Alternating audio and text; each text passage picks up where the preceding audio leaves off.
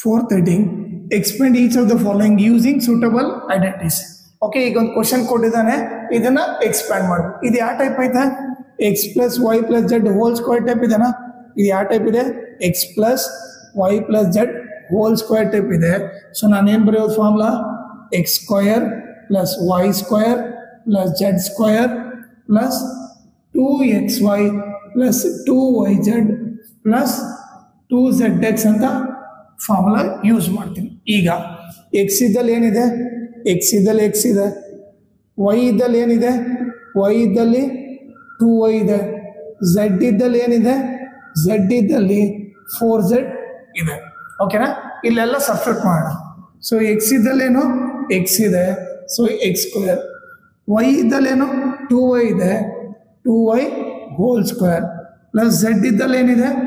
4z whole square plus 2xy 2 into X ಇದ್ದಲ್ಲಿ X ಇದೆ into Y ಇದ್ದಲ್ಲಿ ಏನಿದೆ? 2y ಇದೆ. Okay, next 2yz, Y value ಏನು? 2y ಇದೆ. ಓಕೆ, ಝೆಡ್ ಇದ್ದಲ್ಲಿ ಏನಿದೆ? 4z ಇದೆ. ಓಕೆ, ಈಗ ಪ್ಲಸ್ ಇಲ್ಲಿ ಬರೀತೀನಿ 2zx, 2 ಇಂಟು ಝೆಡ್ ವ್ಯಾಲ್ಯೂ ಏನು? 4z ಇದೆ into okay X value X ಇದೆ. ಈಗ ಸಿಂಪ್ಲಿಫೈ ಮಾಡೋಣ.